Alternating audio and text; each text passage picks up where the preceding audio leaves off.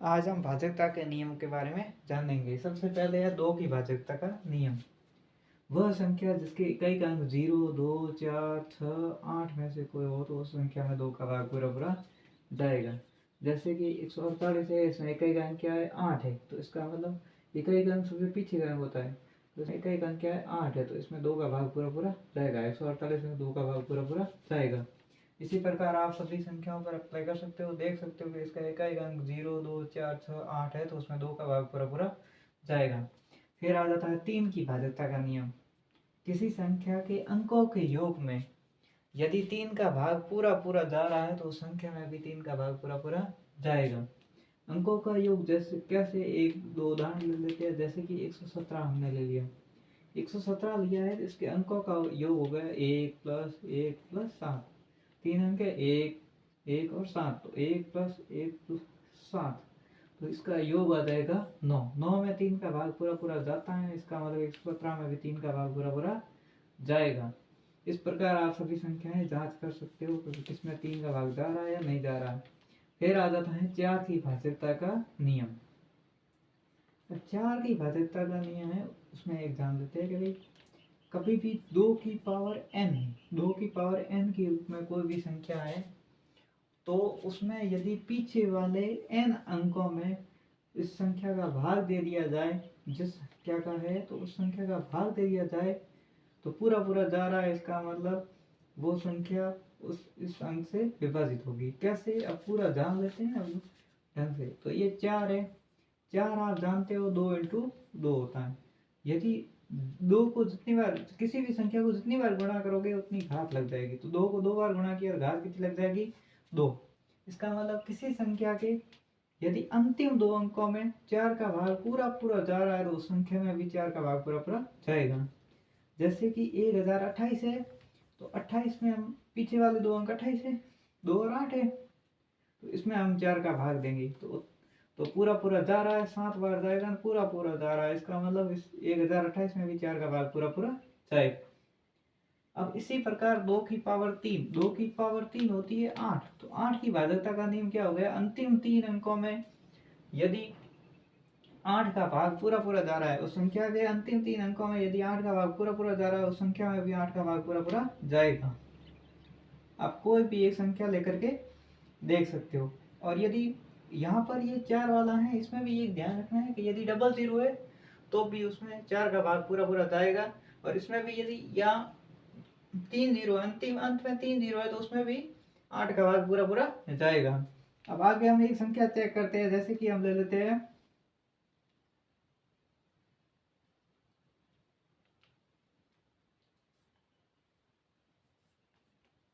1728 ले लेते हैं।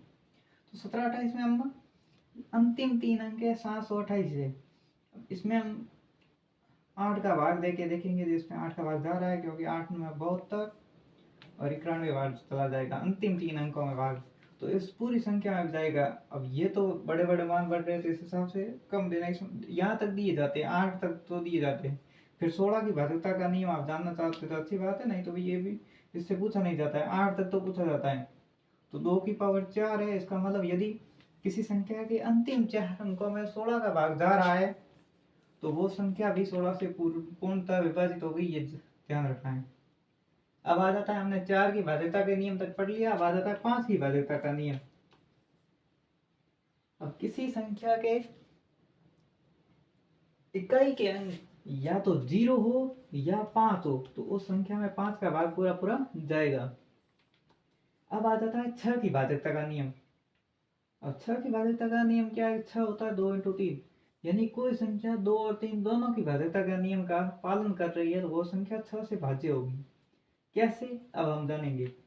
अब 2 की भाजकता का किसी संख्या के इकाई का अंक 0, 2, 4, 6, 8 हो तो उसमें जाएगा, तो ये तो 2 की भाजकता का नियम हो गया। और साथ में क्या होना चाहिए, ये तो होना ही चाहिए कि उसके इकाई का अंक 0, 2, 4, 6, 8 हो, उसके अंकों का योग, उस संख्या के अंकों का योग है उस वो भी 3 से भाज्य होना चाहिए।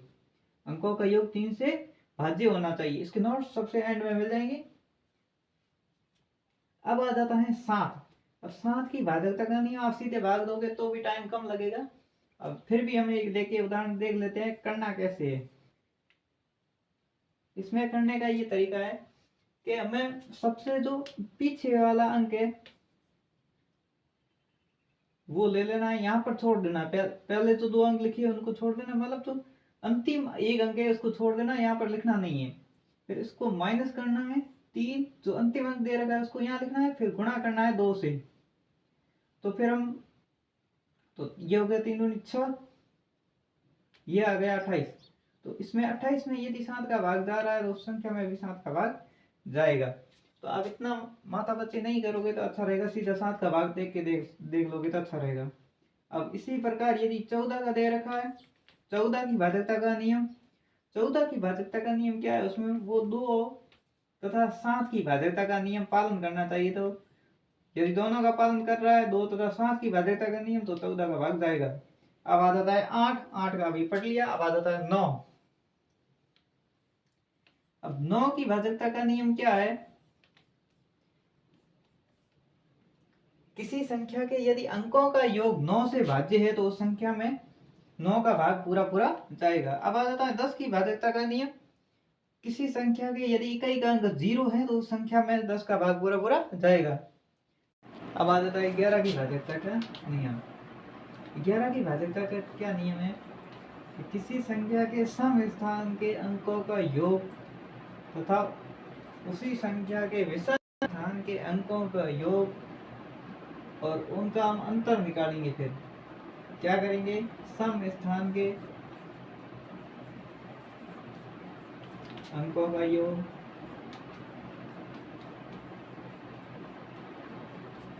फिर हम इसमें माइनस करेंगे विषम स्थान के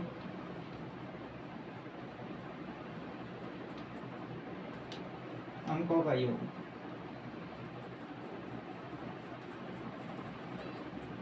अब हम एक उदाहरण ले लेते हैं। उदाहरण ले लिया है 9174। इसमें इकाई, अब देखो यहाँ पर है एक तो सम स्थान है और एक विषम स्थान है। तो सम स्थान पर कौन सा हो जाएगा, सम मतलब सम स्थान कौन सा हो जाएगा, हम जैसे ऊपर गिनती लिख देते हैं 1 2 3 4। आप जानते हो 2 सम होता है, 4 विषम होता है। अब 1 और 3 है ये होता है विषम होता है। तो हम पहले लिख देते हैं सम स्थान के अंकों का योग। सम स्थान के अंकों का योग हो गया 2, ये तो सम स्थान के अंकों का योग हो गया 1 प्लस 4। अब आ जाता है माइनस, इनमें से कोई बड़ा हो, मतलब ये माइनस में उत्तर नहीं आएगा, इसका उत्तर प्लस में आएगा। यहाँ पर आ जाएगा 9, क्योंकि अब विषम स्थान के अंकों का योग 9 और 7, 9 प्लस 7। तो ये हो गया 1 और 4 हो गया 5, माइनस 9 और 7 हो गया 16। अब इसका उत्तर आ गया 11, क्योंकि इसमें ये माइनस में नहीं करना, प्लस में जोड़ है, क्योंकि हमें ये जानना है कि उनका अंतर है या तो 11 होना चाहिए या 11 का मल्टीपल होना चाहिए, मल्टीपल यानी गुणज होना चाहिए। और क्या है, या तो इनका अंतर 0 होना चाहिए या कोई 11 का गुणज होना चाहिए। तो इसका अंतर आया 11, इसका मतलब इसमें 11 का पूरा पूरा जाएगा। जैसे एक उदाहरण हम ले लेते हैं और 1331 है, इसमें 1 2 3 4। तो ये 2 और 4 है सम स्थान है, और 1 और 3 है ये विषम है, क्योंकि हमने जाना था कि ये सम स्थान हो गया और ये विषम स्थान हो गया। तो अब हम क्या करेंगे, पहले सम स्थान को जोड़े चाहे विषम स्थान को जोड़े, ये लिख दिया। अब सम स्थान के अंकों का योग माइनस विषम स्थान 1 प्लस 3, तो 4 माइनस 4 बराबर 0। तो इसका मतलब इसमें 11 का भाग पूरा पूरा जाएगा। अब आ जाता है 13 की भाजकता का नियम। अब हम 13 की भाजकता का नियम जानेंगे कि 13 का भाग किस में जाएगा, कौन सी संख्या में जाएगा, कौन सी में नहीं जाएगा, ये हम कैसे जान सकते हैं।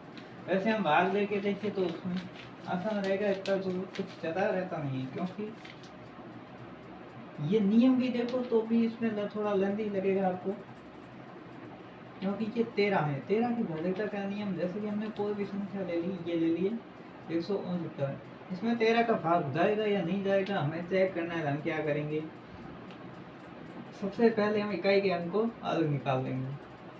16 लिख दिया। अब इसमें प्लस करना है, साथ वाले में हम क्या कर रहे थे, माइनस कर रहे थे, इसमें हम प्लस करेंगे, 9 इंटू 4 करना है। वहां पर साथ वाले की बाध्यता का नियम था, तब हम यहाँ पर 2 ले रहे थे। अब यहाँ पर हम 13 की बाध्यता है, उसमें इसको बोला जाता है ऑक्सीलेटर। ऑक्सीलेटर हम कितना लेंगे, 4, तो 16 और 9 चौके हो गए 36, 16 प्लस 36, ये आ गया 52। और आप जानते हो यदि इस संख्या, अब इसमें भाग देना है 13 का, 13 चौके 52, यानी कि इसमें 13 का भाग पूरा पूरा जा रहा है, इसका मतलब 169 में भी 13 का भाग पूरा पूरा जाएगा। इसी प्रकार आप और संख्याएं लेकर के चेक कर सकते हो। अब हम 17 की भाज्यता का नियम जानेंगे। 17 की भाज्यता का नियम क्या होगा, इसमें ऑक्सीलेटर रहेगा 5 रहेगा। अब आगे कैसे करना है उसके जानेंगे। ये संख्या दे रखी है आपको, तो उसमें सबसे पहले क्या करोगे, आप पीछे वाली संख्या को अलग कर दोगे, आगे 2 इकाई अंक है उसको अलग कर दोगे, तो माइनस, यहाँ पर आपको माइनस करना है, माइनस करोगे -5 इंटू 9, तो ये हो गया 9 पंजे 45, ये हो गया 28, और इसका अंतर करोगे तो आपको मिलेगा 17। प्लस माइनस से कोई लेना देना नहीं, आपको मिलेगा 17 मिलेगा। तो इसमें 17 में 17 का भाग जा रहा है, इसका मतलब इस संख्या में भी 17 का भाग पूरा पूरा जाएगा। इसी प्रकार आ जाता है 19 में ऑक्सीलेटर रहेगा 2। अब आ जाता है 19 है, 19 की भाज्यता का नियम, इसमें हम ले लेते हैं, अब इसमें हम ले लेते हैं 361, इसमें इकाई का अंक अलग निकाल लेते हैं, -1 इंटू 2, ये इसमें प्लस होगा, तो इसमें प्लस होगा, 19 वाले में प्लस होगा, तो इसमें हो जाएगा 36 प्लस 1 इंटू 2 बराबर हो जाएगा 2, ये 36 और 2 हो जाएगा 38, 38 में 19 का भाग पूरा पूरा जाता है, इसका मतलब इस संख्या में भी 19 का भाग पूरा पूरा जाएगा। इसमें सबसे पहले आप साथ के लिए कौन सा ऑक्सीलेटर लेना है, क्या करना है, वो आपको पता होना चाहिए। अब सबसे पहले आप लोगे साथ में आप क्या करोगे, सबसे पहले आप माइनस करोगे, -2, फिर आ जाता है 13 में आप करोगे +4, फिर आ जाता है 17 में आप करोगे -5। ये गुणा करना है इकाई का इनके अंक से गुणा करना है, UN यूनिट डिजिट, UD लिख देते हैं, यूनिट डिजिट, इकाई के अंक से आपको गुणा करना है।